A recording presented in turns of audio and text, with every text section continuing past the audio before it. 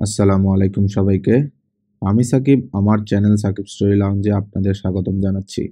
আজ আপনাদের জন্য লরা ইঙ্গেলস ওয়াইল্ডারের নিজের জীবনের ঘটনার উপর লেখা বিখ্যাত লিটল হাউস সিরিজের প্রথম বই little house in the big Woods পড়ে শোনাবো। এই সিরিজে মোট 9টি বই রয়েছে। আশা করছি সবগুলো বই আমি ধীরে ধীরে আমার চ্যানেলে অডিও বুক হিসেবে আপনাদের পড়ে শোনাতে পারবো।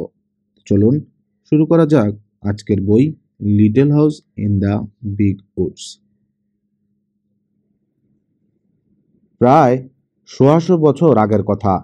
আমেরিকার উইসকনসিন অঞ্চলে বিগ উডস নামে এক মস্ত গহীন জঙ্গলে গাছের গুঁড়ি দিয়ে তৈরি ছোট্ট একটা বাড়িতে বাস করত ছোট্ট মেয়ে লরা।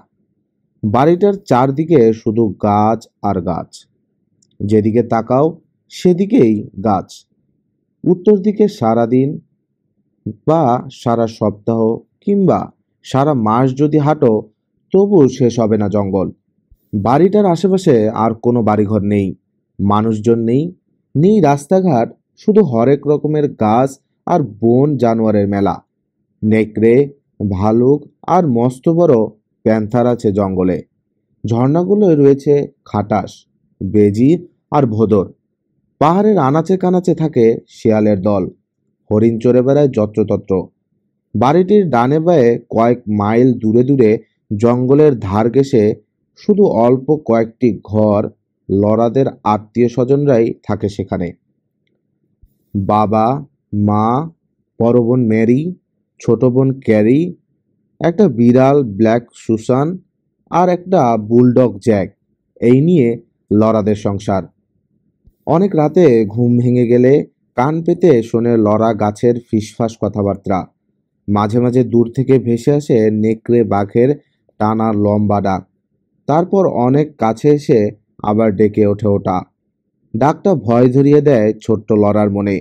ও জানে নেকড়েরা ছোট মেয়ে পেলে ধরে খেয়ে ফেলে। নেকড়ের ডাক শুনে বুক কাঁপে ওর। যদিও জানে বাড়ির ভিতর ঢুকবার উপায় নেই কোনো নেকড়ের। দরজার উপর দেয়ালে ঝুলানো রয়েছে বাবার বন্দুকটা, আর দরজার এপাশে পাহারা দিচ্ছে ওদের বিশ্বস্ত বুলডগ জ্যাক। ঘুমিয়ে পড়ো লরা, বাবা বলে ওপাশ থেকে। জ্যাককে ডিঙিয়ে কোনো নেকড়ের সাধ্য নেই যে ভেতরে ঢোকে। গুটিসুটি মেরে চাদরটা আরেকটু টেনে নেয় লরা। মেরির গা ঘেঁষে ঘুমিয়ে পড়ে আবার। এক রাতে ও ভয় পাচ্ছে দেখে বাবা ওকে কোলে নিয়ে জানালার পাশে দাঁড়ালো। চাঁদের আলোয় পরিষ্কার দেখতে পেল লরা দুটো নেকড়ে বাঘ বসে আছে বাড়ির সামনে, বড়সড় রোমশ কুকুরের মতো দেখতে। উজ্জ্বল চাঁদের দিকে নাক তুলে লম্বা ডাক ছাড়ল ওরা। দরজার সামনে পায়চারি করছে জ্যাক। নিচু গলায় চাপা গর্জন ছেড়ে ধমক দিচ্ছে ওদের। পিঠে রোম দাঁড়িয়ে গেছে জ্যাকের, দাঁত বেরিয়ে পড়েছে রাগে। বাড়ির চারপাশে কয়েক পাক ঘুরল নেকড়ে দুটো, হাঁক ছাড়ল, কিন্তু ভিতরে ঢুকবার পথ না পেয়ে শেষকালে চলে গেল অন্যদিকে। লরাকে বিছানায় পৌঁছে দিয়ে বাবা চলে গেল শুতে। গাছের গুড়ি সাজিয়ে তৈরি করা লগ হাউসটা যেমন মজবুত তেমনি আরাম প্রদত্ত। বর্ষাকালে পানি বা শীতকালে তুষার ঢুকতে পারে না ভিতরে। উপরতলায় চমৎকার একটা প্রশস্ত চিলেকোঠাও আছে। বৃষ্টির দিনে ওখানে ছাতের উপর টাপুর টুপুর আওয়াজের মধ্যে বসে খেলতে খুব মজা। নিচতলায় ছোট একটা বেডরুম আর বড়সড় একটা লিভিং রুম রয়েছে। শোবার ঘরে কাঠের খড়খড়ি লাগানো একটা জানালা, আর বড় ঘরটায় কাচ বসানো দুটো জানালা রয়েছে। ও ঘরের দরজাও দুটো, একটা সামনের দিকে, অপরটা পেছনের দিকে। বাড়িটা চারপাশ থেকে শক্ত বেড়া দিয়ে ঘেরা, যাতে ভালুক বা হরিণ এদিকে আসতে না পারে। সামনের প্রাঙ্গণে বিশাল দুটো ওক গাছ আছে। একদিন সকালে ঘুম থেকে উঠে জানালা দিয়ে চেয়ে লরা দেখল দুই গাছের দুটো ডাল থেকে ঝুলছে একটা করে হরিণ। গতরাতে বাবা বন্দুক দিয়ে শিকার করেছে ওগুলো। গাছে ঝুলিয়ে রেখেছে যাতে নেকড়েরা খেয়ে ফেলতে না পারে। ঘুমিয়েছিল বলে কিছুই জানে না লরা। সেদিন দুপুরে হরিণের তাজা মাংস দিয়ে মজা করে ডিনার খেলো বাবা, মা, মেরি আর লরা। কিন্তু বেশিরভাগ মাংসই লবণ মাখিয়ে ধোয়ায় ছেঁকে রেখে দেওয়া হলো শীতকালে খাওয়া হবে বলে। শীতের শিকার বলতে গেলে মেলেই না। অসম্ভব তুষার পড়ে এ অঞ্চলে। বাড়িটা প্রায় চাপা পড়ে যায় তুষারে। লেক আর ঝর্ণাগুলো ঢাকা পড়ে বরফে। ভালুকগুলো নিজেদের আস্তানায় পড়ে পড়ে ঘুমায় গোটা শীতকাল। কাঠবিড়ালিগুলো নিজ নিজ লেজে নাক গুজে গুটিসুটি মেরে শুয়ে থাকে গাছের খোরলে ওদের বাসায়। যা দু চারটে হরিণ বা খরগোশ দেখা যায়, সেগুলো খাবারের অভাবে এতই হাড় জিরজিরে হয়ে থাকে যে বাবা কিছুতেই মারে না ওদের। সারাদিন ঘুরে ফিরে শিকার না পেয়ে প্রায়ই খালি হাতে ফিরে আসে বাবা শীতকালে। তাই শীতের আগে ওরা যত বেশি সম্ভব খাবার সংগ্রহ করে জমিয়ে রাখে। একদিন আধার থাকতে ঘুম থেকে উঠে ওয়াগনে ঘোড়া জুতে নিয়ে বেরিয়ে গেল বাবা। ফিরল সেই সন্ধ্যার পর। দেখা গেল এক গাড়ি ভর্তি মাছ ধরে এনেছে লেক পেপিন থেকে। কোনোটা লড়ার সমান লম্বা। পরদিন তাজা মাছ ভাজা দিয়ে মজা করে ডিনার খেলো ওরা। বাকি সব মাছ কেটে লবণ দিয়ে বেরোলে ঠেসে রাখা হলো শীতকালে খাওয়ার জন্য। বাবার শুয়োরটা এতদিন ছাড়া ছিল জঙ্গলে। ওক গাছের ফুল, বাদাম আর শিকড় বাকড় খেয়ে খুব মোটা তাজা হয়েছে ওটা। এবার ওটাকে ধরে খাঁচায় পুরে রাখলো বাবা। আর একটু শীত পড়লে কেটে ওটার মাংস বরফে জমিয়ে রাখা হবে। একদিন গভীর রাতে ঘুম ভেঙে গেল লরার শুয়োরের চেঁচামেচিতে। এক লাফে বিছানা থেকে নেমে দরজার উপর থেকে বন্দুকটা নিয়ে দৌড়ে বেরিয়ে গেল বাবা। একটু পরেই গুলির শব্দ শুনল লরা। একবার, দুবার। বাবা ফিরে আসতেই শোনা গেল গল্পটা। বাবা বেরিয়েই দেখে মস্ত কালো এক ভালুক দাঁড়িয়ে রয়েছে শুয়োরের খাঁচার কাছে। ফাঁক দিয়ে হাত গলিয়ে ধরবার চেষ্টা করছে ওটাকে। আর প্রাণ ভয়ে চিৎকার আর ছুটোছুটি করছে শুয়োরটা। বন্দুক তুলে গুলি করলো বাবা, কিন্তু তারার আলোয় ভালো মতো লক্ষ্য স্থির করতে পারেনি। এক দৌড়ে জঙ্গলে পালিয়ে গেছে ভালুকটা। দ্বিতীয় গুলিটাও ওটার ধার কাছ দিয়ে যায়নি। লরা খুব দুঃখ করলো ভালুকটা মারা না পড়ায়। ভালুকের মাংস ওর খুবই প্রিয়। যাক, শুয়োরের মাংসটা তো রক্ষা করা গেছে, বলল বাবা মুচকি হেসে। বাড়ির পিছনের তরকারি বাগানে প্রায় রাতেই হামলা চালায় হরিণের দল। লাফিয়ে বেড়ায় ডিঙ্গিয়ে ঢুকে পড়া ওরা। কিন্তু জ্যাকের তাড়া খেয়ে তরি তরকারি নষ্ট করবার আগেই আবার লাফ দিয়ে বেরিয়ে যেতে হয় ওদের। সকালে উঠে ছোট ছোট খুরের দাগ দেখা যায় গাজর আর বাঁধাকপির বাগানে। তুষারপাত শুরু হওয়ার কয়েকদিন আগেই আলু, গাজর, বিট, শালগম আর বাঁধাকপি তুলে ভরে ফেলা হলো তলকুঠুরি। পেঁয়াজ আর পাকা মরিচ ঝুলিয়ে রাখা হলো চিলেকোঠায়। লাউ আর কুমড়োগুলোকেও গাদা করে রাখা হলো চিলেকোঠার এক কোণে। ভাড়ার ঘরে লবণ দেওয়া মাছের বেরোল আর হলুদ পনির রাখা আছে থরে থরে। একদিন শুয়োর জবাইয়ে সাহায্য করতে এলো আঙ্কেল হেনরি। মস্ত একটা কড়াইয়ে পানি যখন ফুটাতে আরম্ভ করলো, তখন বাবা আর কাকাকে শুয়োরের খাঁচার দিকে এগোতে দেখেই দৌড়ে নিজের বিছানা গিয়ে পড়ল লরা। দুই কান ঢেকে রেখেছে দুই হাতে। শুয়োরটার মরণ চিৎকার আর কাতরানি কিছুতেই শুনতে চায় না ও। শুয়োরটা কেটে কুটে দিয়ে ডিনার খেয়ে চলে গেল আঙ্কেল হেনরি। বাবা গেল জঙ্গলে ফাঁদ পাততে। শীত এসে গেছে, বাইরে বেশ ঠান্ডা, তাই মেরি আর লরাকে ঘরেই খেলতে হচ্ছে। বাইরের সব গাছ থেকে ঝুরঝুর করে ঝরে পড়ছে হলুদ পাতা। খেলার জন্য চিলেকোঠায় ওদের সবচেয়ে বেশি পছন্দ। মস্ত কুমড়াগুলো চেয়ার টেবিল হিসেবে চমৎকার।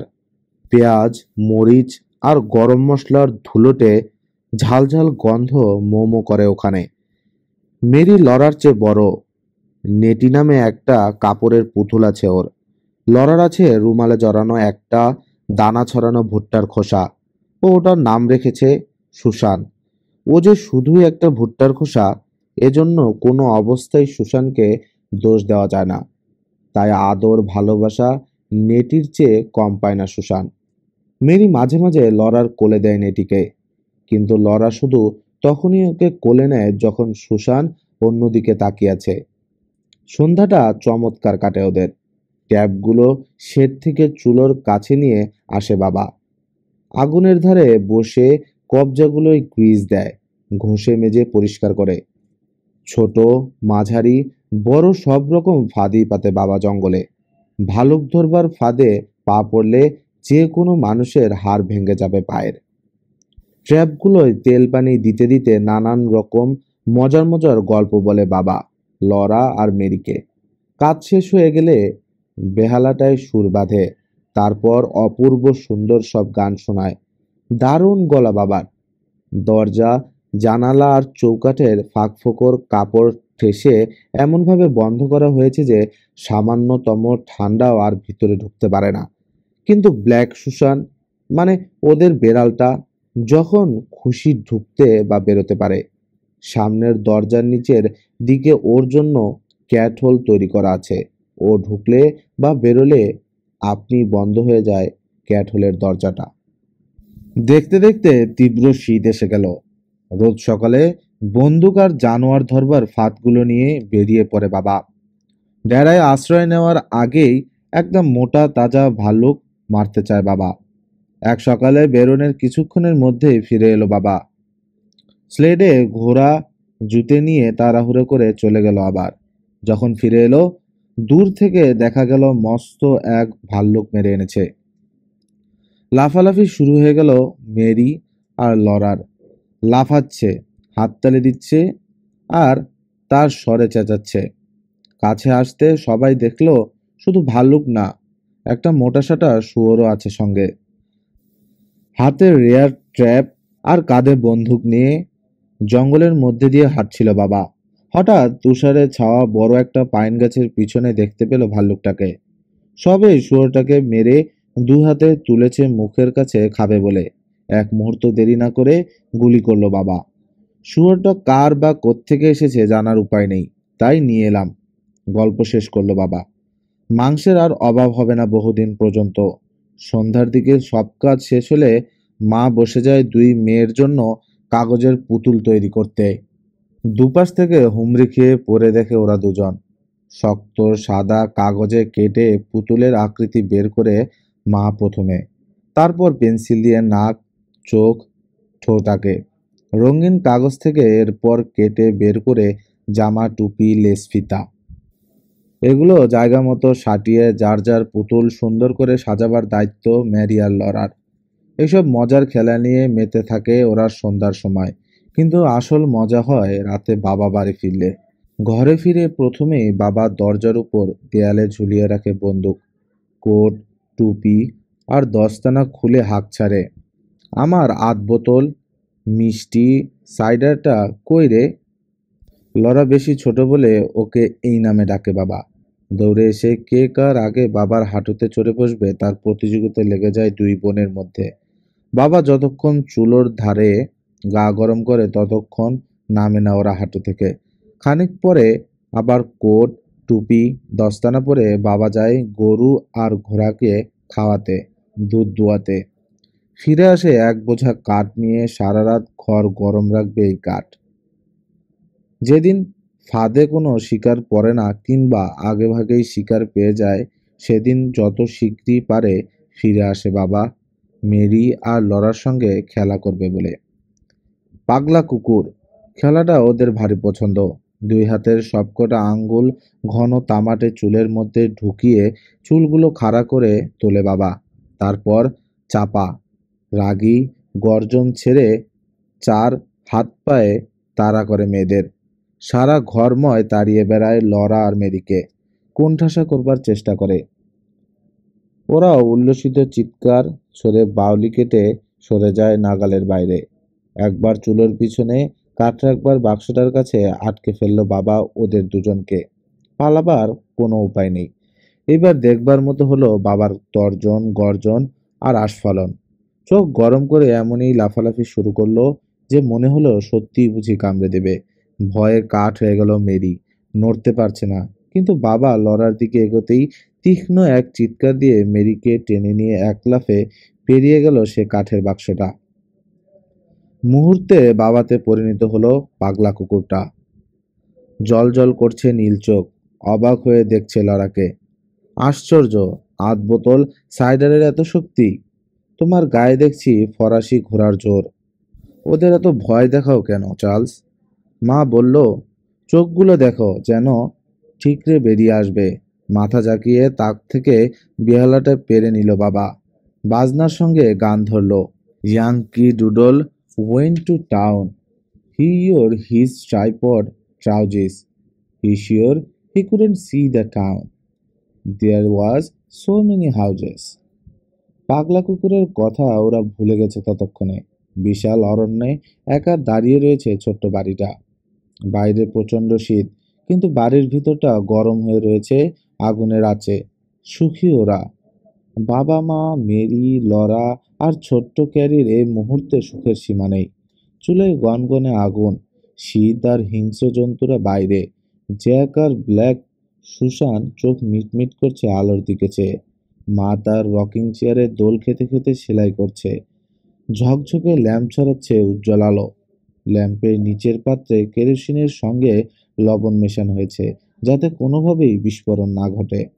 এমনই সময় গল্প শোনায় বাবা।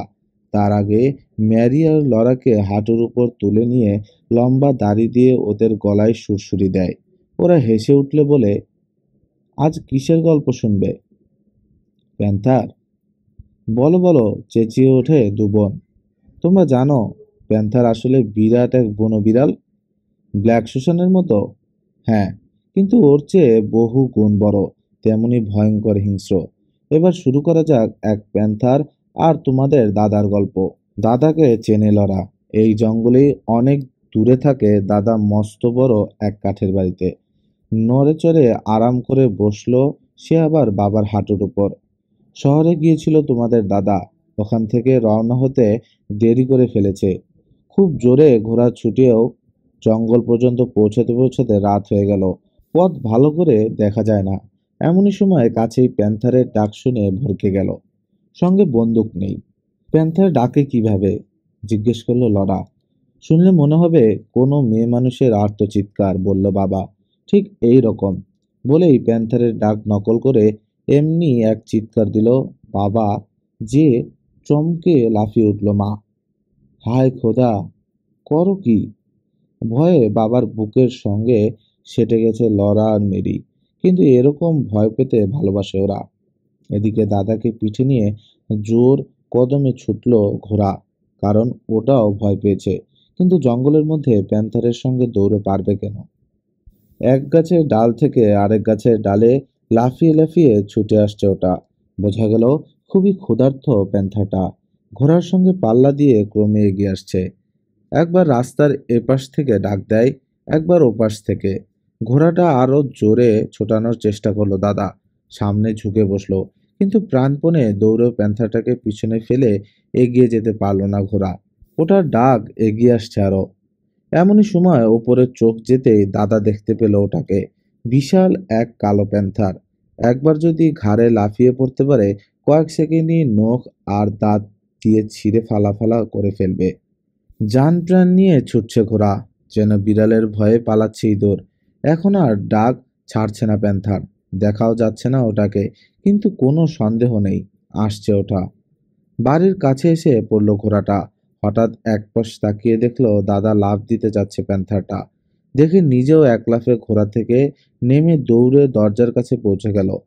এক ধাক্কায় দরজা খুলে ভেতরে ঢুকতেই দড়াম করে লাগিয়ে দিল ওটা।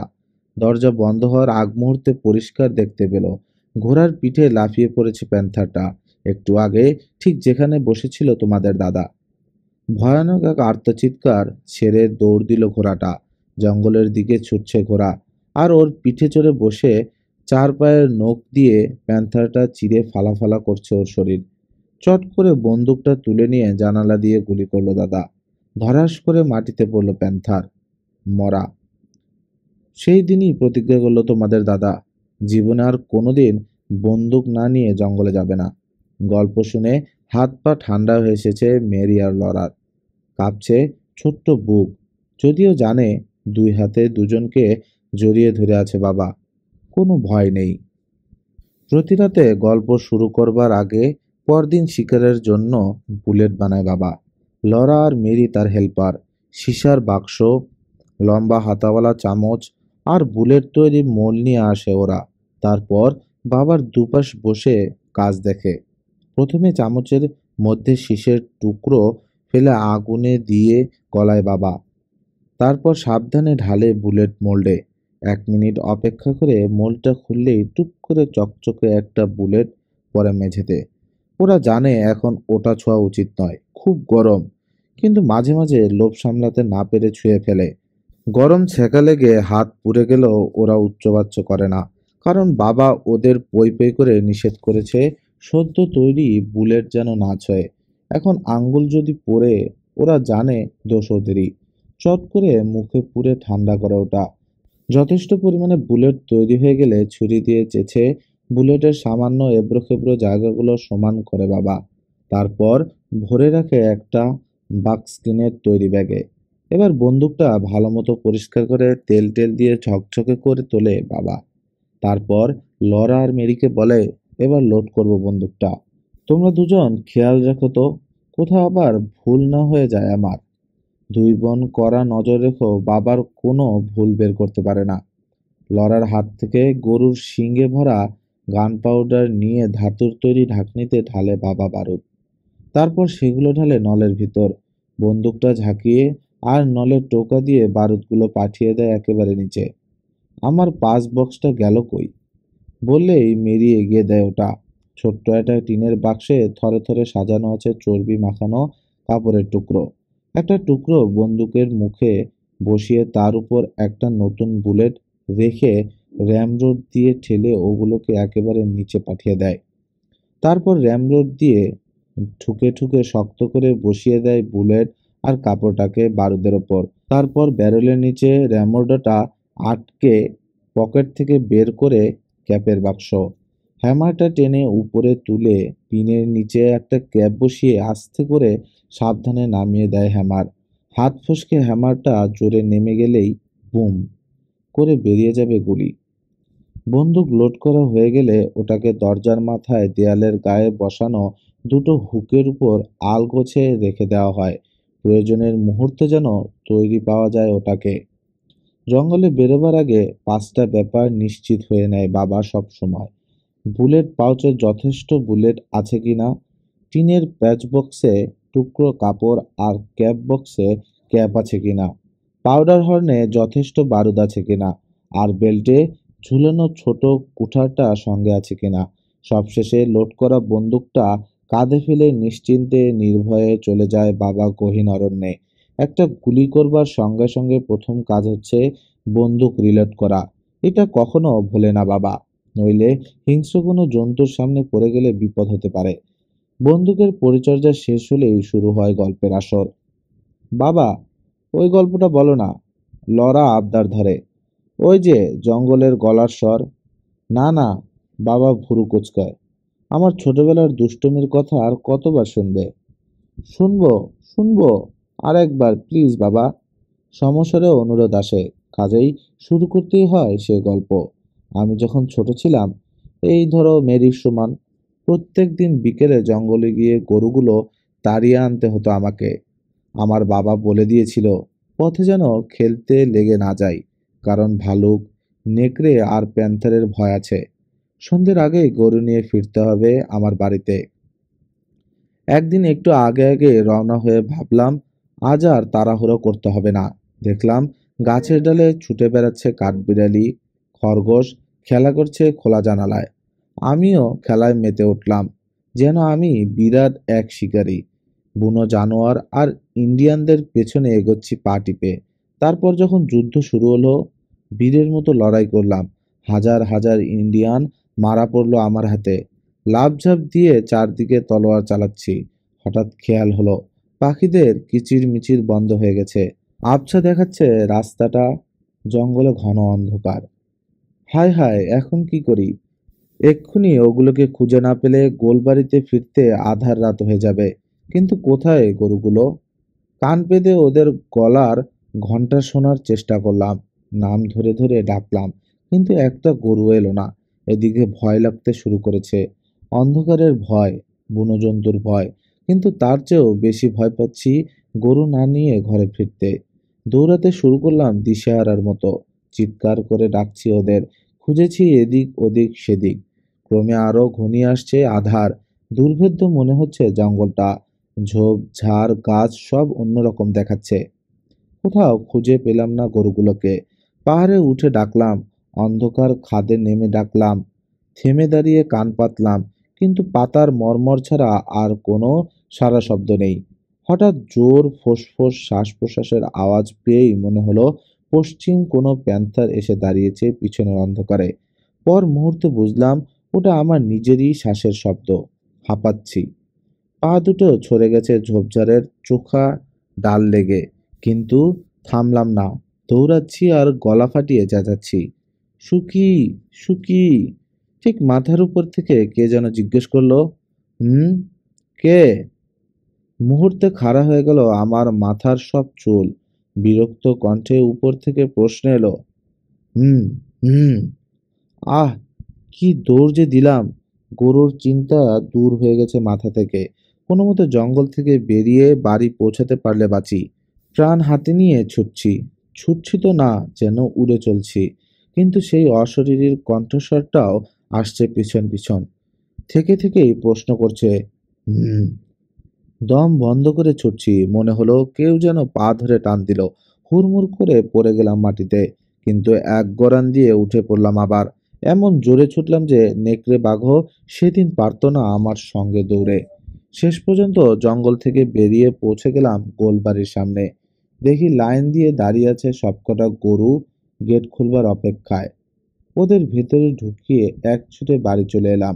আমার বাবা চোখ তুলে তাকালো। বলল, এই যে ভদ্রলোক, এত দেরি হলো কেন? খেলা করছিলে? নিজের পায়ের দিকে নেমে গেল দৃষ্টি। দেখলাম এক পায়ের বুড়ো আঙুলের আস্ত নখটাই গায়েব। এতই ভয় পেয়েছিলাম যে এতক্ষণ পর্যন্ত একটু ব্যথাও লাগেনি। এই গল্পটার এই পর্যন্ত এসেই থেমে যায় বাবা সবসময়, যতক্ষণ না অস্থির হয়ে লরা বলে ওঠে, কি হলো তারপর বাবা? থামলে কেন? বলো না। ও হ্যাঁ, বাবা শুরু করে আবার। তারপর তোমাদের দাদা আঙ্গিনার গাছ থেকে একটা ডাল কেটে আনলো, এনে আচ্ছা মতো পিট্টি দিল তোমাদের বাবাকে, যেন আর কোনোদিন তার নির্দেশ ভুলে না যাই। ছি, লজ্জা হওয়া উচিত। 9 বছরের বুড়ো ধাড়ির কথা মনে থাকে না? তোমাকে যখন যা করতে বলা হয় তার উপযুক্ত কারণ থাকে, বুঝলে? কথা মতো চললে বিপদে পড়বে না ভবিষ্যতে, বুঝেছ? হ্যাঁ, বললে তুমি। লরা বলে উঠল। তারপর কি বলল দাদা? বলল, আমার কথা শুনলে রাত পর্যন্ত জঙ্গলে থাকতো না, আর তাহলে এমন ভয়ও পেতে হতো না সাধারণ এক কালো পেঁচার ডাক শুনে। ক্রিসমাসে লরাদের বাড়িতে বেড়াতে এলো আঙ্কেল পিটার আর আন্ট ইলাইজা। 3 ছেলে মেয়ে, পিটার, অ্যালিস আর এলাকে নিয়ে। সারাদিন মনের আনন্দে খেললো ওরা 5 জন। বড়রা নানান গল্প করলো সুখ দুঃখের। সব বাচ্চাই বড়দিনের উপহার পেল সকালে ঘুম থেকে উঠে। সবাই খুশি, কিন্তু লরার আনন্দের কোনো সীমা নেই। সুন্দর একটা কাপড়ের পুতুল পেয়েছে ও, পেন্সিল দিয়ে আঁকা, ভুরুর নিচে একজোড়া কালো বোতামের চোখ, গালে আর ঠোঁটে লাল রং, মাথায় কালো সুতোর কোকড়া চুল। এত সুন্দর পুতুল পেয়ে প্রথমে জবান বন্ধ হয়ে গেল ওর। কোলে নিয়ে হা করে চেয়ে থাকলো ওটার দিকে অনেকক্ষণ। তারপর ভাষা ফিরে পেয়েই ওটার নাম রেখে দিল শার্লট। দিন যায়, 1 দিন, 2 দিন করে বয়স বাড়ে লরার। হঠাৎ একদিন জানা গেল 5 পূর্ণ হয়ে 6 বছরে পা দিয়েছে ও। জন্মদিনে বাবা ওকে কাঠের একটা ছেলে পুতুল বানিয়ে দিল। মা দিল 5টা ছোট ছোট কেক, আর শার্লটের জন্য নতুন জামা বানিয়ে দিল বড় বোন মেরি। কি মজা! দিনগুলো যেন হাওয়ায় ভেসে উড়ে যাচ্ছে লরার। দেখতে দেখতে এসে গেল বসন্তকাল। জমাট তুষার গলে যাচ্ছে।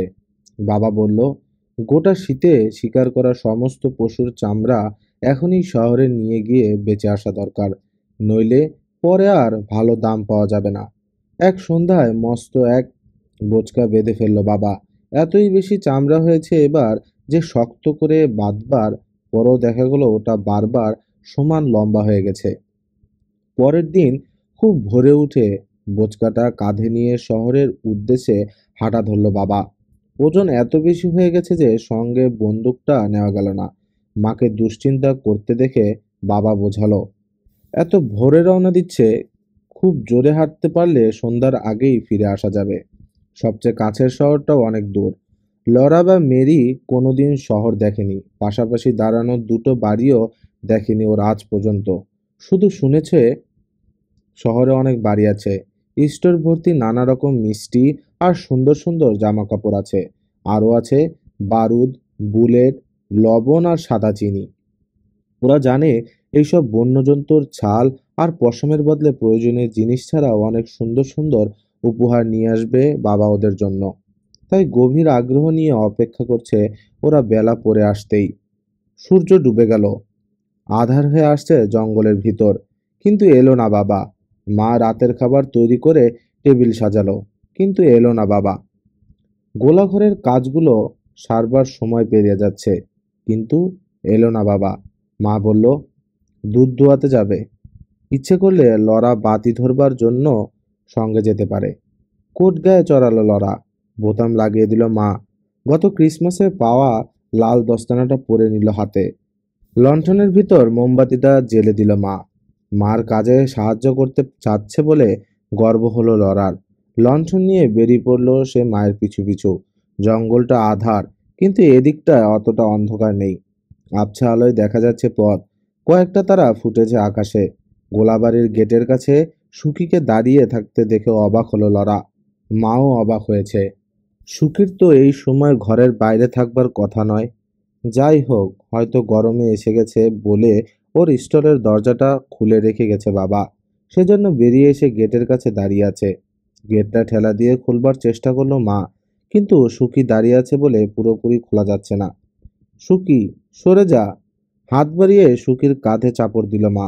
ঠিক সেই সময় লণ্ঠনের আলোয় লরা দেখলো খয়েরি রঙের সুকির গায়ে লম্বা লম্বা কালো পশম দেখা যাচ্ছে। জল জল করছে ছোট ছোট দুটো চোখ, অথচ সুখীর চোখ দুটো বড় বড়, শান্ত। মা বলল, লরা, ঘরের দিকে ফিরে চলো। সঙ্গে সঙ্গে পিছনে ফিরে হাঁটতে শুরু করলো লরা। মা আসছে ওর পিছন পিছন। কিছু দূর এসে লণ্ঠন সহ ওকে কোলে তুলে নিয়ে দৌড় দিল মা। এক দৌড়ে ঘরে ঢুকে দরাম করে লাগিয়ে দিল দরজা। এবার লরা জিজ্ঞেস করলো, মা, ভালুক ছিল না ওটা? হ্যাঁ, বলল মা, মস্ত এক ভালুক। মাকে জড়িয়ে ধরে ডুকরে কেঁদে উঠল লরা। মা, সুখীকে খেয়ে ফেলবে ওটা। না না, বলল মা, গোলাঘরে নিরাপদে আছে ও। ভেবে দেখো, অত শক্ত দেয়াল বা দরজা ভেঙে ভেতরে ঢোকা কোনো ভাল্লুকের পক্ষে সম্ভব না। ঢুকতেই পারবে না, খাবে কি করে? আমাদেরকে খেতে পারতো, তাই না মা? হয়তো পারতো, কিন্তু কই, খেয়েছে? ওর পিঠ চাপড়ে দিল মা। লক্ষ্মী মেয়ের মতো কোনো প্রশ্ন না করে যা বলেছি তাই করেছো তুমি। লরা, চট করে ঘুরেই হাঁটা ধরেছ। লরা লক্ষ্য করলো কাঁপছে মা, তারই মধ্যে হাসলো একটু। একটা ভালুকের গায়ে চাপড় দিয়েছি, ভাবো একবার। বাবা এলো না। লরা আর মেরি সাপার খেয়ে জামা টামা খুলে প্রার্থনা সেরে শুয়ে পড়ল। মা শুধু জেগে বসে আছে। বাতির ধারে বাবার একটা শার্টে তালি দিচ্ছে। বাবাকে ছাড়া গোটা বাড়িটা কেমন ঠান্ডা, চুপচাপ আর অদ্ভুত লাগছে। বাতাস বইছে, বিগ উঠছে। কান পেতে শুনছে লরা। কে জানে কোথায় যাচ্ছে বাবা। কেমন যেন ভয় ভয় একটা ভাব বাড়ির চারপাশে। সেলাই শেষ করে শার্টটা ভাঁজ করলো মা। হাত দিয়ে চেপে মসৃণ করলো। তারপর দরজার কাছে গিয়ে ল্যাচ স্ট্রিংটা গর্ত দিয়ে টেনে ভিতরে নিয়ে এলো। বাইরে থেকে কেউ আর এখন দরজা খুলতে পারবে না, যতক্ষণ না ভিতর থেকে কেউ হুড়কো না তোলে। এবার ঘুমন্ত ক্যারিকে কোলে তুলে রকিং চেয়ারে গিয়ে বসলো মা। লরা আর মেরি জেগে আছে টের পেয়ে বলল, ঘুমিয়ে পড়ো, সব ঠিক আছে, কাল সকালে আসবে বাবা। মায়ের সঙ্গে লরা আর মেরিও জেগে থাকবার চেষ্টা করলো, কিন্তু পারল না। ঘুমে ঢলে পড়লো এক সময়। সকালে উঠে দেখলো রাতেই কখন যেন ফিরে এসেছে বাবা। ওদের জন্য মিষ্টি তো এনেছেই, দুজনের জন্য দুটো ক্যালিকো এনেছে। জামা তৈরি হবে ওগুলো দিয়ে। মায়ের জন্য সুন্দর কাপড় কিনে এনেছে বাবা। সবাই খুশি। ভালো দাম পাওয়া গেছে পশুর চামড়ার। সবাই খুশি, ফিরে এসেছে বাবা। সকালে উঠে ভালুকের পায়ের ছাপ দেখলো সবাই। গোয়াল ঘরের দেয়ালের ওর নখের দাগও দেখা গেল। ঢুকতে পারেনি। ঘোড়াগুলো আর সুখী নিরাপদেই ছিল। রাতে সাপার খেয়ে লরা আর মেরিকে দুই হাঁটুর উপর বসিয়ে বাবা বলল, নতুন একটা গল্প আছে। ওরা যদি শুনতে চায় তাহলে বলা যেতে পারে। খুশিতে হৈ হৈ করে উঠল ওরা। মাও কান খাড়া করলো শুনবে বলে। গতকাল শহরের দিকে রওনা হয়ে দেখি নরম তুষারের উপর দিয়ে হাঁটতে খুব অসুবিধা হচ্ছে, এগোনো যাচ্ছে না। অনেক বেশি সময় লেগে গেল আমার শহরে পৌঁছতে। ততক্ষণ আরো অনেক লোক তাদের পশমের গাঁটরি নিয়ে পৌঁছে গেছে। ওদের সঙ্গে দরদামে ব্যস্ত স্টোর কিপার। তাই ওখানেও অপেক্ষা করতে হলো অনেকক্ষণ। তারপর দরদামে কেটে গেল আরো অনেক সময়। সবশেষে আমি যা যা কিনবো সেসব জিনিস পছন্দ করা। এসব করতে করতেই সন্ধে হয়ে এলো প্রায়। খুব জোরে হাঁটতে শুরু করলাম, কিন্তু একে কাদাটে হয়ে রয়েছে তুষার। তার উপর সারাদিনের ধকলে ক্লান্ত হয়ে পড়েছি। কিছু পথ আসতে না আসতেই রাত হয়ে গেল। ভাবো একবার, বিগুটসের গভীর জঙ্গলে অন্ধকারে হাঁটছি আমি একা, সাথে বন্দুক নেই। যত জোরে পারা যায় হাঁটছি, কিন্তু 6 মাইল হাঁটতে হবে আরো। বন্দুকটার জন্য বড় আফসোস হলো, কারণ সকালে শহরের দিকে যাওয়ার সময় তুষারের ওপর ভাল্লুকের পায়ের ছাপ দেখেই বুঝেছি শীতের ডেরা ছেড়ে বেশ কিছু ভালুক বেরিয়ে পড়েছে খিদের জ্বালায়। এখন ওদের একটার সামনে পড়লে মহা বিপদ হবে। আরো জোরে হাঁটার চেষ্টা করছি। খোলা জায়গায় তারার আলোয় আবছা দেখা যায়, কিন্তু জঙ্গলের ভিতর দিয়ে হাঁটার সময় একেবারে ঘুটঘুটে অন্ধকার। কিচ্ছু দেখা যায় না। হাঁটছি, কিন্তু চোখ কান সজাগ, যেন অসতর্ক অবস্থায় ক্ষুধার্ত ভালুকের সামনে পড়ে না যাই। ভাবতে ভাবতেই পড়ে গেলাম একটা ভালুকের সামনে। জঙ্গল থেকে একটা ফাঁকা জায়গায় বেরিয়েই দেখলাম সামনে রাস্তার ঠিক মাঝখানে দাঁড়িয়ে রয়েছে মস্ত এক ভাল্লুক। পিছনের দুই পায়ে দাঁড়িয়ে সোজা তাকিয়ে আছে আমার দিকে। তারার আলোয় জলজলে দুটো চোখ দেখলাম। শুয়োরের মতো লম্বা নাক মুখ দেখলাম। এক হাতের থাবাও দেখলাম পরিষ্কার। থমকে দাঁড়ালাম। অনুভব করলাম সরসর করে দাঁড়িয়ে আছে মাথার চুল। ভালুকটা কিন্তু এগিয়ে এলো না, চুপচাপ দাঁড়িয়ে দেখছে আমাকে। বুঝতে পারলাম একপাশ দিয়ে ঘুরে এগোবার চেষ্টা করে লাভ নেই। ও তখন অন্ধকার জঙ্গলে পিছু নেবে। আমার চেয়ে অনেক ভালো দেখতে পাবে ও জঙ্গলের ভেতর। অন্ধকারে একটা ক্ষুধার্ত ভালুকের সঙ্গে লাগতে যাওয়া নেহাত বোকামি হবে। ইস, ভাবছি বন্দুকটা যদি থাকতো সাথে, বাড়ি ফিরতে হলে ভাল্লুকটাকে ডিঙ্গিয়ে যেতে হবে আমাকে। ভাবলাম যদি ওটাকে ভয় দেখাতে পারি, ও হয়তো পথ ছেড়ে সরে যাবে। লম্বা করে দম নিয়ে প্রচণ্ড জোরে চেঁচিয়ে উঠে দৌড় দিলাম ওর দিকে। দুপাশে দু হাত নাড়ছি, সরল না ওটা। আমিও চট করে থেমে গেলাম। বেশি কাছে গিয়ে মরবো নাকি? আবার হুংকার ছেড়ে হাত পা ছোড়াছুড়ি করলাম। চুপচাপ তাকিয়ে থাকলো শুধু। বেটা নড়ল না একদম। এই অবস্থায় পালাবার কথা ভাবলাম না। এর হাত থেকে পালিয়ে যদি যেতেও পারিও, অন্য ভালুকের হাতে পড়ব না। তার কোনো ঠিক আছে?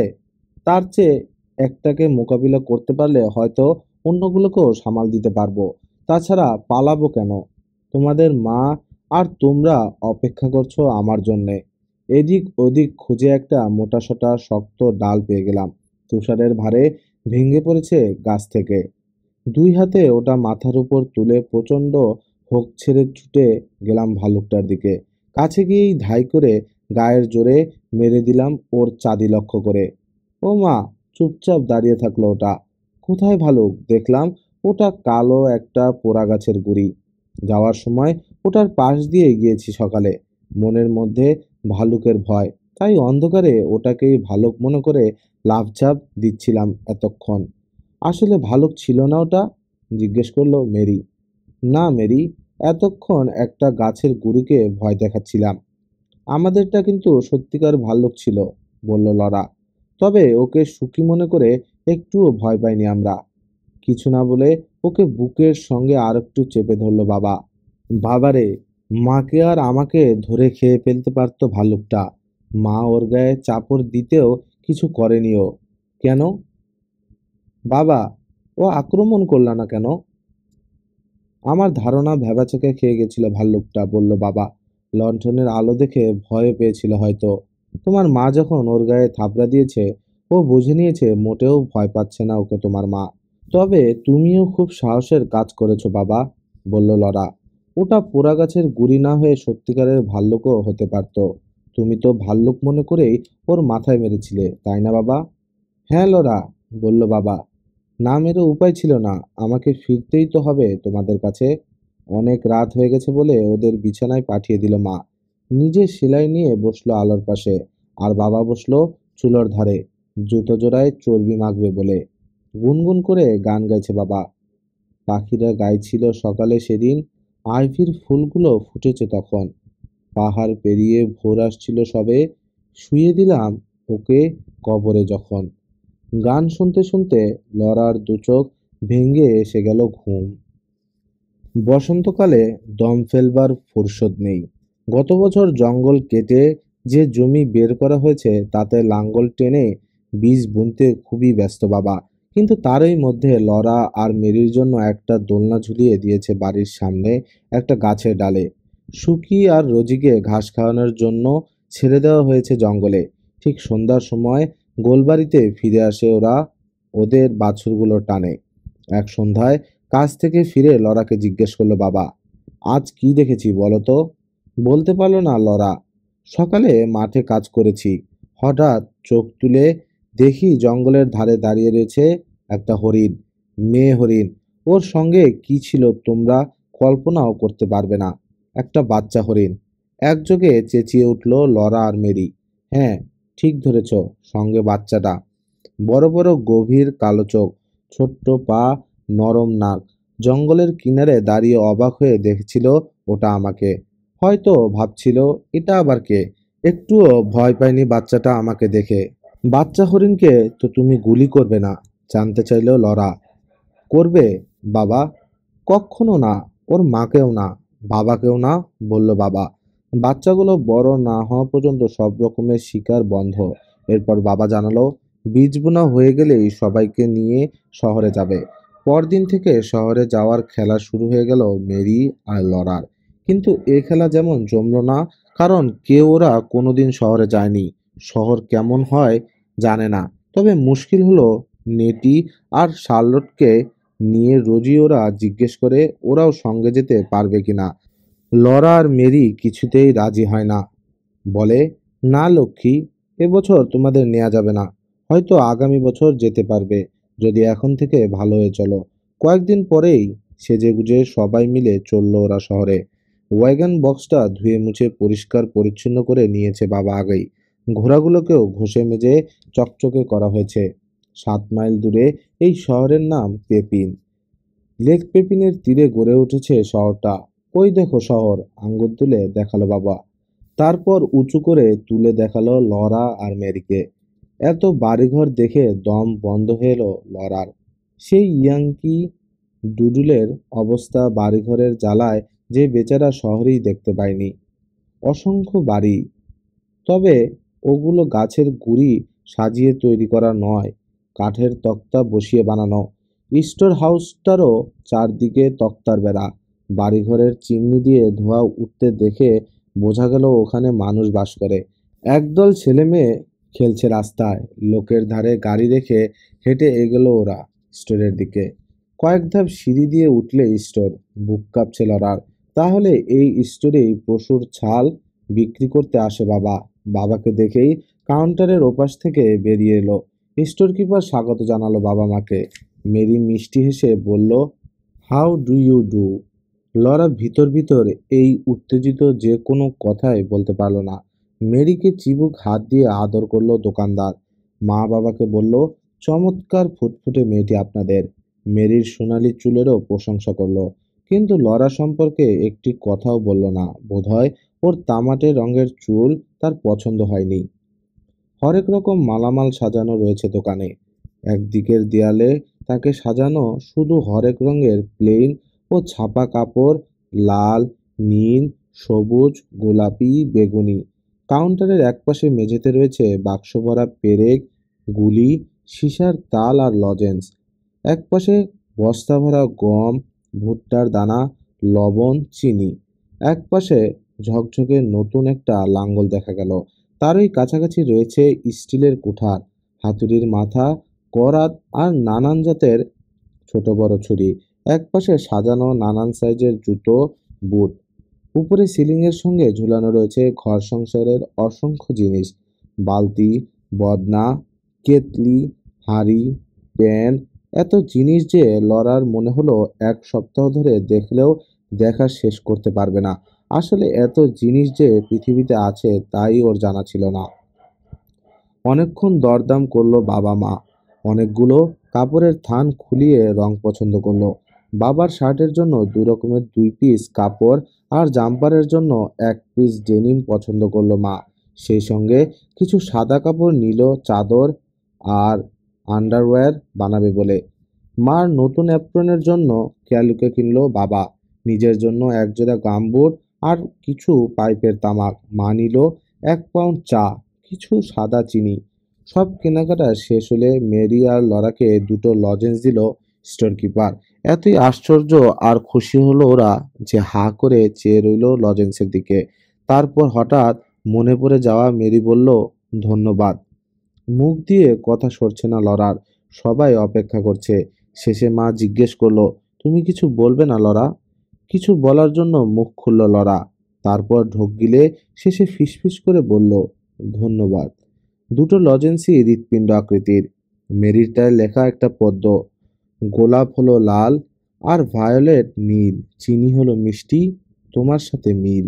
লরাটায় শুধু লেখা, মিষ্টি মেয়ের জন্য। গরম বালির উপর দিয়ে হেঁটে ওরা ফিরে এলো ওয়াগনের কাছে। ওয়াগন বক্সের নিচে ঘোড়াদের জন্য খাবার নিয়ে এসেছে বাবা। ওদের খাওয়ানো হয়ে গেলে পিকনিক বক্স খুলল মা। সবাই গোল হয়ে বসে মাখন দিয়ে পাউরুটি, পনির, সেদ্ধ ডিম আর বিস্কুট খেলো। বিশাল লেক পেপিনের ঢেউ এসে ভাঙছে ওদের পায়ের কাছে। ফিরে গিয়ে আবার আসছে। এত বড় আকাশ, এত খোলা জায়গা জীবনে দেখেনি লরা। নিজেকে খুবই ছোট্ট মনে হলো ওর এই বিশাল জগতের তুলনায়। ডিনার শেষ করে বাবা ফিরে গেল স্টোরে কয়েকজনের সঙ্গে কথা বলতে। ক্যারি না ঘুমানো পর্যন্ত ওকে কোলে নিয়ে দোল দিল মা। লরা আর মেরি লেকের পারে দৌড়ে দৌড়ে সুন্দর সুন্দর নুড়ি কুড়ালো। এমন সুন্দর পাথর ওরা বিগ উডসে দেখেনি কোনোদিন। বাবা ডাক দিতেই এক দৌড়ে ফিরে এলো ওরা। ঘোড়া জুতে তৈরি হয়ে গেছে বাবা বাড়ি ফেরবার জন্য। লরাকে ওয়াগনে তুলে দিল বাবা। ওই সময় হঠাৎ করে পকেট ছিঁড়ে হরহর করে পড়ে গেল সব পাথর। ভালো ড্রেসটার জন্য মনের দুঃখে কাঁদতে শুরু করলো লরা। বাবার কোলে ক্যারিকে দিয়ে মা এসে পরীক্ষা করলো জামাটা। তারপর হাসলো। কিছু হয়নি জামার, কান্না থামাও লরা। সেলাই খুলে গেছে শুধু পকেটের। বাড়ি গিয়েই ঠিক করে দিতে পারবো। এরপর আর কোনোদিন লোভীর মতো বেশি বেশি পাথর কুড়িয়ে পকেটে ভরতে যেও না। পাথরগুলো কুড়িয়ে কোচরে নিল লরা। বাবা ঠাট্টা করলো ওকে, হাসলো বেশি পাথর কুড়ানোর জন্য, কিন্তু ও তেমন কিছু মনে করলো না। এরকম বিপদ কখনো হয় না মেরির। সবসময় ভালো হয়ে চলে মেরি। সবসময় পরিষ্কার পরিচ্ছন্ন থাকে। আচার ব্যবহারে ভদ্রতা বজায় রাখে। সোনালি চুল আছে ওর। লজেন্সের গায়েও ওর জন্য সুন্দর পদ্ম লেখা থাকে। লরার মনে হলো এসব মস্ত অন্যায়। তার প্রতি এগুলো মস্ত বড় অবিচার। বিগুডসে এসে ঢুকলো ওয়াগন। সূর্য ডুবে গেল এ সময়। জঙ্গলের ভিতর ঘনিয়ে এলো অন্ধকার। কিন্তু গোধূলির আলো মিলিয়ে যাওয়ার আগেই মস্ত একটা চাঁদ উঠল আকাশে। কি সুন্দর যে লাগছে চাঁদটাকে। কোনো ভয় নেই ওদের বাবার সঙ্গে বন্দুক আছে আজ। নরম চাঁদের আলো এসে পড়েছে জঙ্গলের ভিতর পাতার ফাঁক গলে। ক্লপ ক্লপ আওয়াজ আসছে ঘোড়ার খুর থেকে। নরম গলায় গান ধরেছে বাবা। আরাম আয়েশ সুখের খোঁজে যতই ঘুরি, সকলের সেরা মানতেই হয় নিজের বাড়ি। রোজ বিকেলে লরা আর মেরিকে ছোট ছোট কাঠের চিলতে সংগ্রহ করতে হয় সকালে চুলো ধরানোর জন্য।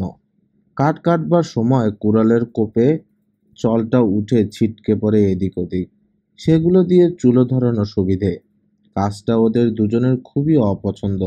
একদিন এই চিলতে সংগ্রহের সময় হঠাৎ ঝগড়া লেগে গেল দুই বোনে। সেদিন বাড়িতে এসেছিল লটি আন্টি। সারাদিন মায়ের ফাই ফরমাস খাটতে খাটতে মেজাজ খারাপ ছিল দুজনেরই। লরা বড়সড় একটা কাঠের চিলতে পেয়ে চট করে মেরির আগেই তুলে নিল ওটা। মেরি রেগে গিয়ে বলল, তাতে কি, আমার চুল পছন্দ করেছে লটি আন্টি। তামাটে চুলের চেয়ে সোনালি চুল কত সুন্দর। গলা বুঝে এলো এবার। কথা বলতে পারল না। ও জানে সোনালি চুল তামাটে চুলের চেয়ে সুন্দর। কোনো জবাব দিতে না পেরে আচমকা ঠাস করে চর বসিয়ে দিল ও মেরির গালে। পর মুহূর্তে বাবার গলা ভেসে এলো, এটা কি হলো? লরা, এদিকে এসো। মাটিতে পা ঘষে অনিচ্ছুক ভঙ্গিতে এগোলো লরা। দরজার ওপাশেই বসেছিল বাবা, দেখে ফেলেছে ব্যাপারটা। তোমার নিশ্চয়ই মনে আছে, বলল বাবা, আমি তোমাদের বলে দিয়েছি কেউ কারো গায়ে হাত তুলবে না। লরা শুরু করলো, কিন্তু মেরি আমাকে বলেছে। মেরি কি বলেছে আমি শুনতে চাই না, গম্ভীর কণ্ঠে বলল বাবা। আমি কি বলেছি সেইটা মনে রাখতে হবে তোমাদের। দেয়ালে ঝোলানো ছিল চওড়া ফিতের মতো এক ফালি চামড়া। সেটা পেরে নিয়ে বেশ কয়েক ঘা লাগালো বাবা আচ্ছা মতো। ঘরের কোণে একটা চেয়ারে বসে বহুক্ষণ ধরে ফোঁপালো লরা। কান্না থামালেও গোমরা মুখে বসে থাকলো একই জায়গায়। একটাই সান্ত্বনা, মেরিকে একাই আজ সব চিলতে কুড়িয়ে ঝুড়ি ভরতে হয়েছে। যখন সন্ধ্যা হয় তখন ডাকলো বাবা, এদিকে এসো লরা। গলাটা নরম। কাছে গিয়ে দাঁড়াতেই ওকে দুই হাতে জড়িয়ে ধরে কোলে তুলে নিল বাবা। বাবার কাঁধে মাথা রাখলো লরা। দাড়িতে ঢাকা পড়েছে একটা চোখ। ব্যাস, সব ঠিক হয়ে গেল এক মুহূর্তে। মন দিয়ে শুনলো বাবা ওর সব দুঃখের কথা। সব কিছু বলে ফেলে মনটা হালকা হয়ে গেল লরার। শেষে জিজ্ঞেস করলো, আচ্ছা, তোমার তো তামাটে চুলের চেয়ে সোনালি চুল বেশি ভালো লাগে না, তাই না বাবা? ওর পিঠে চাপড় দিয়ে সান্ত্বনা দিল বাবা। মৃদু হেসে বলল, আমার চুলের কি রং, লরা? আরে তাই তো, বাবার চুলদারি সবই তো তামাটে, অথচ কি সুন্দর। বুকের উপর থেকে যেন পাষাণ নেমে গেল লরার। খুশি মনে ভাবলো, বেশ হয়েছে, কাঠের টুকরো সব তুলতে হয়েছে মেরিকে। মারলে কি হবে, আদরও তো করেছে বাবা। গ্রীষ্মকালের আত্মীয় স্বজন আর প্রতিবেশীরা বেড়াতে আসে বটে, কিন্তু খোঁজখবর নিয়েই যে যার কাজে ফিরে যায়। সবারই কাজের খুব চাপ। সারাদিন খেটে এতই ক্লান্ত থাকে বাবা যে গল্প বলা বা বেহালা বাজিয়ে গান গাওয়া কিছুই সম্ভব হয় না। এদিকে মাও খুব ব্যস্ত। লরা আর মেরিও মার সঙ্গে সবজি বাগানের আগাছা পরিষ্কার করে, মুরগি আর বাছুরগুলোকে দানা পানি দেয়। মুরগির কটকট আওয়াজ পেলেই খুঁজে পেতে ডিম নিয়ে আসে। পনির বানানোর কাজে সাহায্য করে মাকে। আঙ্কেল হেনরির কাছ থেকে একটা যন্ত্র ধার করে আনবে বলে একদিন খুব সকাল সকাল বেরোলো বাবা, কিন্তু আধ ঘন্টার মধ্যেই ফিরে এসে তাড়াহুড়ো করে ঘোড়া জুতোতে শুরু করলো ওয়াগন। তারপর বাড়িতে যেখানে যত বাটি, বালতি আর কাঠের বাকেট আছে সব তুলতে শুরু করলো ওয়াগনে। দুটো ওয়াশটপের সঙ্গে ওয়াশ বয়লারও তুললো গাড়িতে। একটা কুড়ালো সঙ্গে নিল। এত কিছু লাগবে কিনা জানি না ক্যারোলিন, বলল বাবা, কিন্তু নিয়ে যাচ্ছি যদি লাগে তাই ভেবে, নইলে পরে আফসোসের সীমা থাকবে না। কি হয়েছে বাবা, কোথায় চললে? উত্তেজনায় উপর নিচে লাফাচ্ছে লরা। একটা গাছের খোরলে মৌচাকের খোঁজ পেয়েছে তোমার বাবা, বলল মা। মধু পাওয়া যেতে পারে ওখানে। দুপুরের দিকে ফিরল বাবা ওয়াগন নিয়ে। ছুটে গেল লরা গাড়ির পাশে, কিন্তু ভিতরে কি আছে দেখতে পেল না। বাবা হাঁক ছাড়ল, ক্যারোলিন, মধুর বাটিটা নিলে আমি ঘোড়াগুলো খুলতে পারি।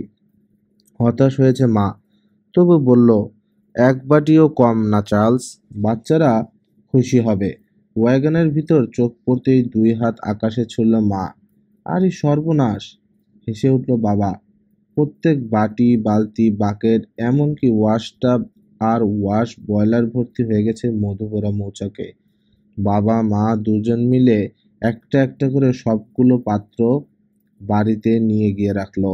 একটা প্লেটে উঁচু করে চাকের অনেকগুলো টুকরো তুলে টেবিলে রাখলো মা। বাকি সব পরিষ্কার কাপড় দিয়ে ঢেকে রাখলো। দুপুরে ডিনারে বসে তৃপ্তির সঙ্গে টাটকা চাক ভাঙা মধু খেলো ওরা সবাই, যার যত খুশি। তারপর শোনালো বাবা গল্পটা। সঙ্গে বন্দুক নেইনি, কারণ শিকারে নয়, যাচ্ছি কাজে। আর জানি প্যান্থার আর ভাল্লুকগুলো একসময় খেয়ে দিয়ে এতটাই মোটাতাজা থাকে যে নেহাত বিপদে না পড়লে কাউকে আক্রমণ করে না। জঙ্গলের মধ্যে দিয়ে শর্টকাট করতে গিয়ে হঠাৎ পড়ে গেলাম একটা ভালুকের সামনে। একটা ঝোপকে পাশ কাটিয়েই দেখি কয়েক হাত সামনে দাঁড়িয়ে রয়েছে ইয়া বড় এক ভাল্লুক। ঘাড় ফিরিয়ে আমার দিকে তাকালো একবার ভাল্লুকটা। খুব সম্ভব বন্দুক নেই টের পেয়ে আমার পেছনে আর সময় নষ্ট না করে নিজের কাজে মন দিল। দেখি বিশাল মোটা একটা ফাঁপা গাছের খোরলে হাত ভরেছে ওটা। ওর চারপাশে পাগলের মতো ভন ভন করে উঠছে অসংখ্য মৌমাছি। ঘন লম্বা পশমের জন্য হুল ফোটাতে পারছে না ওর গায়ে। নাকে মুখে যেই দু চারটা বসতে যাচ্ছে, অমনি এক হাতের থাবা দিয়ে সরিয়ে দিচ্ছে। খোরল থেকে একটা থাবা বের করতেই দেখি সোনালি মধু ঝরছে ওটা থেকে। চেটে পুটে মধুটুকু খেয়ে আবার ঢুকালো থাবা গর্তের মধ্যে। চারপাশে তাকাতেই একটা মোটাসোটা লাকড়ি পেয়ে গেলাম। ভাগাতে হবে বেটাকে এখান থেকে। ওই মধু আমার চাই। এমনই শোরগোল তুললাম, লাকড়ি দিয়ে খটখট মারলাম একটা গাছের গায়ে। যে মহা বিরক্ত হয়ে থাবা থেকে মধুটুকু চেটে নিয়ে ওটা চার পায়ে ভর দিয়ে হাঁটতে শুরু করলো একদিকে। আমিও পিছু পিছু তাড়িয়ে নিয়ে গেলাম ওকে বেশ কিছু দূর। তারপর এক ছুটে চলে এলাম এখানে ওয়াগনটা নিতে। তারপর তো দেখতেই পাচ্ছ। বাবা আর আঙ্কেল হেনরি সবসময় একে অপরের কাজে সাহায্য করে। বাবার ফসল কাটবার সময় হলে পলি আন্টি আর ছেলেমেয়েদের নিয়ে চলে আসে আঙ্কেল হেনরি। সবাই সারাদিন গল্পগুজব করে কাজ সেরে সন্ধ্যায় ফিরে যায় বাড়িতে। আঙ্কেল হেনরি ফসল পাকলে সবাইকে নিয়ে বাবা যায় তার ওখানে। সারাদিন বাচ্চারা মহা আনন্দে খেলাধুলা করে। মা আর আন্টি খাবারের বন্দোবস্ত করে। বাবা আর আঙ্কেল ফসল কাটে। আঙ্কেল হেনরির ছেলে চার্লির বয়স এখন 11 হচ্ছে। বেশি বেশি আদর পেয়ে চার্লি একটু বেয়ারার মতো হয়ে গেছে। বাচ্চাদের খেলায় বাগড়া দিয়ে বিরক্ত করে, বড়দের কাজেও কোনো সাহায্য করে না। সবাইকে আঙ্কেল হেনরির বাড়িতে রেখে বাবা গেছে ফসল কাটতে। মাঠে প্রচণ্ড খাটনি খাটতে হচ্ছে বাবা আর আঙ্কেল হেনরিকে। যত দ্রুত সম্ভব কাজ সারবার চেষ্টা করছে দুজন, নইলে বৃষ্টি এসে সব নষ্ট করে দেবে।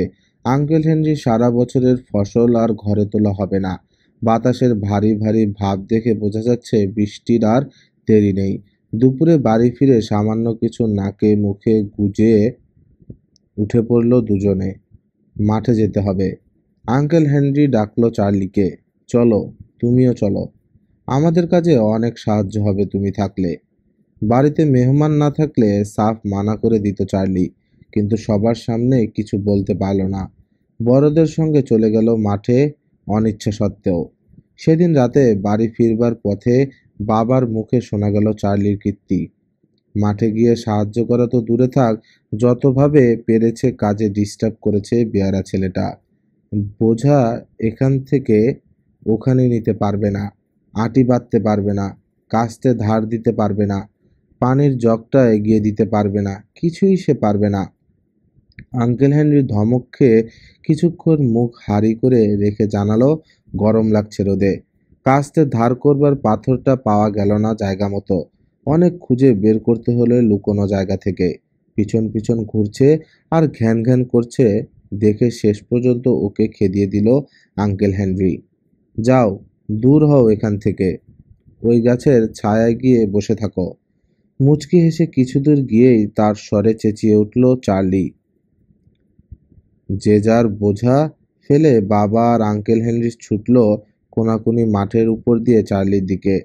সাপ আছে জই খেতে। চার্লির কাছে গিয়ে দেখা গেল কিছুই হয়নি। হাসছে ও। এই একটু ধোঁকা দিলাম তোমাদের। দুঃখের হাসি হাসলো বাবা। বলল, আমি যদি হেনরি হতাম তক্ষুনি চাবুকে ওর পিঠের চামড়া তুলে নিতাম। অথচ হেনরি কিছুই বলল না। যাক, পানি খেয়ে আবার কাজে মন দিল ওরা। কিন্তু আরও তিনবার চার্লির কাছে দৌড়ে যেতে বাধ্য হলো বাবা আর আঙ্কেল হেনরি। এমনই মরণ চিৎকার দিল সে। ব্যাপারটাকে মজার রসিকতা ধরে নিয়েছে ও। হাসছে চোখ মোটকে। তাও চর কষাচ্ছে না আঙ্কেল হেনরি। ফিরে গিয়ে মন দিচ্ছে কাজে। গজর গজর করছে। এর পরবারেই আরো জোরে চেঁচিয়ে উঠল চার্লি। চোখ তুলে দেখল বাবা আর আঙ্কেল হেনরি। লাফাচ্ছে আর চেঁচাচ্ছে চার্লি। একবার তাকিয়ে যে যার নিজের কাজে মন দিল ওরা। চেঁচাক। বারবার কাজ ফেলে ডেপো ছোড়ার পেছনে ছোটা যায় না। এদিকে চার্লির চিৎকার তীক্ষ্ণ থেকে তীক্ষ্ণতর হচ্ছে। ধেই ধেই করে নাচছে সে, হাত পা ছুটছে পাগলের মতো। বাবা কিছুই বলল না, কিন্তু আঙ্কেল হেনরি বলল, মরুক চেঁচিয়ে, গেলেই দেখা যাবে কিছুই হয়নি। আরো কিছুক্ষণ কাজ করবার পর আর থাকা গেল না। ষাঁড়ের মতো চেঁচাচ্ছে আর অর্ধেক জবাই করা মোরগের মতো লাফাচ্ছে চার্লি মাঠের উপর, থামছে না। চলো তো দেখি, অবশেষে বলল আঙ্কেল হেনরি। এবার হয়তো সত্যি কিছু হয়েছে। বোঝা নামিয়ে রেখে মাঠ পেরিয়ে চলল ওরা চার্লির দিকে। দেখা গেল ভীমরুলের চাকের উপর নাচছিল এতক্ষণ চার্লি। ছোট এক জাতের ভীমরুল বাসা বানিয়েছে মাটিতে। রসিকতা করতে গিয়ে সেই চাকের উপর পা দিয়ে ফেলেছে চার্লি। ফলে ঝাঁকে ঝাঁকে বেরিয়ে এসেছে উজ্জ্বল হলুদ জ্যাকেট পরা সৈনিক ভীমরুল। চারদিক থেকে ঘিরে ধরে বিষাক্ত হুল ফোটাচ্ছে ওর শরীরে যত্রতত্র। নাক, মুখ, হাত, গলা, ঘাড় কোথাও বাদ নেই। কিছু প্যান্টের ফাঁক দিয়ে ভিতরে ঢুকে হুল বিঁধাচ্ছে, কিছু কলারের ফাঁক দিয়ে ঢুকে নামছে নিচের দিকে। যতই চেঁচায়, যতই লাফায়, ততই ঝাঁকে ঝাঁকে বেরিয়ে আসে ভীমরুল। দুজন ওর দুই হাত ধরে ওকে শূন্যে তুলে দৌড়ে সরে গেল ভীমরুলের বাসার কাছ থেকে। তারপর একজন ওর জামাকাপড় খুলে ভিতরে ঢুকে পড়া ভীমরুলগুলো ঝেড়ে দূর করলো। অন্যজন ওর গা থেকে টেনে তুলে মারলো এখনো যেগুলো হুল ফোটাচ্ছে সেগুলোকে। জামাকাপড় পরিয়ে বাড়ির দিকে ঠেলে দিল ওকে আঙ্কেল হেনরি। আর কোনো মশকরা না, সোজা বাড়ি চলে যাও। তোমাকে আনাই ভুল হয়েছে আমার। আকাশ বাতাস ফাটিয়ে চিৎকার করে কাঁদতে কাঁদতে ফিরে গেল ও বাড়ির দিকে। এর পরেরটুকু লরা জানে। ওকে দেখে খেলা ফেলে লাফিয়ে উঠে দাঁড়ালো ছোটরা সবাই। চেহারা চেনা যাচ্ছে না। ভীমরুলের কথা শুনে পলি আন্টি আর মা এক বালতি কাদা গুলে ওর সারা গায়ে মাখিয়ে দিল। তারপর কাপড় দিয়ে পেঁচিয়ে এমনভাবে বাঁধলো ওর সারা শরীর যে ফোলা নাকটা ছাড়া আর কিছুই থাকলো না বাইরে। অনেক রাত করে ফিরল বাবা আর আঙ্কেল হেনরি। সমস্ত জইকাটা হয়ে গেছে। এখন যত খুশি বৃষ্টি হোক, কোনো ক্ষতি নেই। সাপারের জন্য অপেক্ষা করে সময় নষ্ট করতে চাইল না বাবা। গরুগুলোকে দোয়াতে হবে বাড়ি ফিরে, নইলে দুধ কমে যাবে। খুব তাড়াতাড়ি ওয়াগনে ঘোড়া জুতে রওনা হয়ে গেল ওরা বাড়ির পথে। অনেক রাতে ঝুপঝুপিয়ে নামলো বৃষ্টি। হেমন্ত এসে গেছে। গরুগুলোকে গোলাবাড়িতে নিয়ে আসা হলো। গাছের সবুজ পাতাগুলো হলুদ হয়ে আসছে। আর বৃষ্টি পড়ছে তো পড়ছেই। বাইরে খেলা যাচ্ছে না, তবে তাতেও অসুবিধে নেই। বৃষ্টির দিনে বাবাকে পাওয়া যাচ্ছে বাড়িতে। সন্ধ্যার পর মধুর সুরে বেহালা বাজায় বাবা, গান গায়। বৃষ্টি থামলো, ঠান্ডা হয়ে এলো আবহাওয়া। সারাক্ষণই এখন আগুন জ্বলে চুলোয়, ঘর গরম রাখতে। শীতের আর দেরি নেই। চিলেকোঠা আর তলকুঠুরিতে জমা হয়ে আছে শীতের সঞ্চয়। একদিন গোলাবাড়ির কাজকর্ম সেরে বাবা এসে বলল রাতে খাওয়া দাওয়ার পর হরিণ শিকারে বেরোবে। এতদিনে বাচ্চারা বড় হয়ে গেছে, কাজেই হরিণ শিকারে আর কোনো অসুবিধে নেই। তাজা মাংস পায়নি ওরা বসন্তকালের পর থেকে। ফাঁকা কিছুটা জমিতে লবণ ছড়িয়ে বহুদিনের চেষ্টায় একটা ডিয়ারলিং তৈরি করেছে বাবা। হরিণ এসে লবণের প্রয়োজনে ওই মাটি চাটে। এখন সেই জমির আশেপাশে গাছে উঠে অপেক্ষা করবে বাবা। সাপার সেরেই বন্দুক নিয়ে বেরিয়ে গেল বাবা। আজ আর গান বা গল্প শোনা হলো না লরা আর মেরির। ঘুমিয়ে পড়ল লরা। সকালে ঘুম থেকে উঠেই দৌড়ে গেল ওরা জানালার ধারে, কিন্তু গাছের ডাল থেকে কোনো হরিণ ঝুলতে দেখলো না। এমন তো হয় না, শিকারে বেরিয়ে খালি হাতে ফেরে বাবা কমই। ব্যাপার কি জিজ্ঞেস করবার জন্য সারাদিন আর বাবাকে পাওয়া গেল না। ব্যস্ত বাবা। গোলাঘর আর বাড়ির সব ফাঁক ফোকর বন্ধ করেছে শীত ঠেকাবার জন্য। রাতে খাওয়া দাওয়ার পর লরাকে কোলে নিয়ে বসিয়ে বাবা বলল, এবার শোনো, তাজা মাংস পেলে না কেন তোমরা আজ? মেরি বসেছে ওর ছোট্ট চেয়ারে, মা তার দোলনা চেয়ারে। গল্প শুনবার জন্য কান খাড়া। ডিয়ার লিকের কাছে একটা বড়সড় ওক গাছে উঠে বসে আছি। শুরু করলো বাবা। অপেক্ষা করছি কখন চাঁদ ওঠে। সারাদিন কাঠ কেটে বেশ ক্লান্ত ছিলাম। কখন ঘুমিয়ে পড়েছি জানি না। যখন ঘুম ভাঙলো দেখলাম মস্ত গোল চাঁদ উঠে পড়েছে। ফাঁকা জায়গাটা ভেসে যাচ্ছে আলোর বন্যায়। সেই আলোয় দেখলাম লবণ চাটতে এসেছে বড়সড় একটা হরিণ। বিরাট শিং তার মাথায়। এখন গুলি করলেই ফেলে দেওয়া যায়, কিন্তু পারলাম না। মুক্ত, স্বাধীন, শক্তিশালী একটা বুনো জানোয়ার মারতে ইচ্ছে হলো না। মনের সুখে লবণ চেটে সন্তুষ্ট হয়ে চলে গেল ওটা গভীর জঙ্গলে। তখন আমার মনে পড়ল আমার বাচ্চারা আর তাদের মা অপেক্ষা করছে বাড়িতে। আমি তাজা মাংস নিয়ে ফিরবো বলে ঠিক করলাম, আবার একটা এলে ঠিকই গুলি করব। এবার এলো মস্ত এক ভাল্লুক। গোটা গ্রীষ্ম এত খেয়েছে যে একাই দুটো ভাল্লুকের সমান হয়ে গেছে বেটা। এপাশ ওপাশ মাথা দুলিয়ে 4 পায়ে এগিয়ে এসে দাঁড়ালো ওটা একটা পচা কাঠের গুঁড়ির কাছে। ওটাকে খানিকক্ষণ শুকে নখ দিয়ে চিরে সাদা অংশটা চিবালো কিছুক্ষণ। তারপর পিছনের দুপায়ে উঠে দাঁড়িয়ে চারপাশে তাকালো ওটা। মনে হলো যেন কিছু একটা সন্দেহ এসেছে ওর মনে, যেন বুঝতে পেরেছে কোথাও গোলমাল আছে কিছু। এত সুন্দর টার্গেট আর হয় না, কিন্তু গুলি করার কথা তখন মনেই নেই আমার। চাঁদের আলোয় জঙ্গলটা এত সুন্দর লাগছে যে ভুলেই গিয়েছি আমি বন্দুকের কথা। ভাল্লুকটা গভীর জঙ্গলে অদৃশ্য হওয়ার আগে শিকারের কথা আমার মনে এলো না। এভাবে তো চলবে না, নিজেকেই বললাম নিজে। এভাবে তো এক টুকরো মাংসও নিতে পারবো না বাড়িতে। নড়ে চড়ে বসে অপেক্ষায় থাকলাম। এবার যাই আসুক গুলি করব। আরো উপরে উঠে পড়েছে চাঁদ। ফাঁকা জায়গাটার সবকিছু দেখা যাচ্ছে পরিষ্কার, যদিও জঙ্গলের ভিতর তেমনই গাঢ় অন্ধকার। অনেকক্ষণ পর অন্ধকার থেকে আলো এসে দাঁড়ালো একটা মেয়ে হরিণ, সঙ্গে তার 1 বছরের বাচ্চা। একটুও ভয় পাচ্ছে না, সোজা গিয়ে দাঁড়ালো যেখানে লবণ ছিটিয়েছিলাম। জিভ দিয়ে চেটে তুললো কিছুটা, তারপর মাথা উঁচু করে দাঁড়িয়ে দুজন দেখলো দুজনকে। বাচ্চা সরে গিয়ে মায়ের পাশে দাঁড়ালো। জঙ্গল দেখছে ওরা, আলো দেখছে, চাঁদের আয়ত চোখে কোমল দৃষ্টি। আলো লেগে চকচক করছে চোখ দুটো মাঝে মাঝে। হাঁ করে বসেই থাকলাম। ধীরে পায়ে হেঁটে ওরা চলে গেল জঙ্গলের ভেতর। আমিও গাছ থেকে নেমে ফিরে এলাম ঘরে। গুলি করনি বলে আমার খুব ভালো লাগছে বাবা, ফিসফিস করে বলল লরা। খুব ভালো লাগছে। মেরি বলল, হ্যাঁ, রুটি মাখনই তো যথেষ্ট। মেরিকেও কোলে তুলে নিল বাবা। 2 হাতে 2 মেয়েকে জড়িয়ে ধরল বুকের সঙ্গে। তোমরা লক্ষ্মী মেয়ে আমার। নামিয়ে দিল কোল থেকে। যাও এবার শুয়ে পড়ো গিয়ে। বেহালাটা বের করে সুর বেঁধে নিল বাবা। তারপর মিষ্টি করুণ একটা গান ধরল। লরার মনে হলো সুরের সঙ্গে ভেসে যাচ্ছে ও মেঘের রাজ্যে। কখন যে ঘুম এসে গেছে জানে না।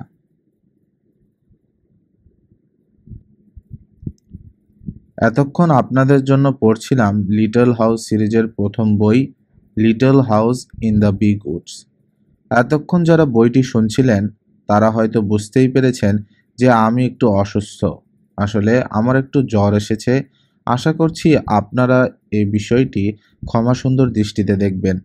যারা চ্যানেলটি সাবস্ক্রাইব করেনি তারা চ্যানেলটি সাবস্ক্রাইব করে নেবেন। ভিডিওটি ভালো লাগলে লাইক এবং শেয়ার করবেন।